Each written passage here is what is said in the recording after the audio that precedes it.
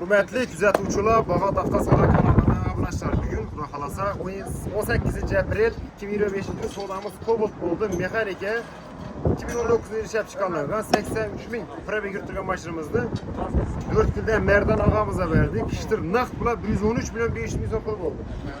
Tebriklaymiz. Xayrli davlatli mashina bo'lsin. Rahmat. Kelaverasizlar. Ağalarımız gelişimiz olma kadar verelim.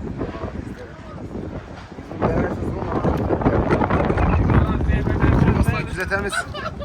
Yine bratlar, Xudo xolasa köpleşi gelip savdo qilib oldilar. Zo'r narxda oldilar. Hakikaten 2019 yil mexanika 4 tane balonu toza, metan gazlari bor.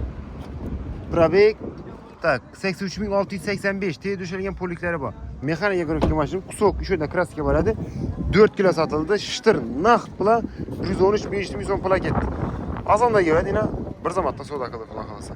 Kelsangizda savdo zo'r, klientlardan Xudoga shukr. Köp hammasi chestni halol bo'lganlik uchun nima deymiz, shunday sotiladigan mashinalar bo'lsa, ikkisini de ko'rib turibsizlar, effektli reklaman. Kars kurs savdo qilib beramiz, rahmat.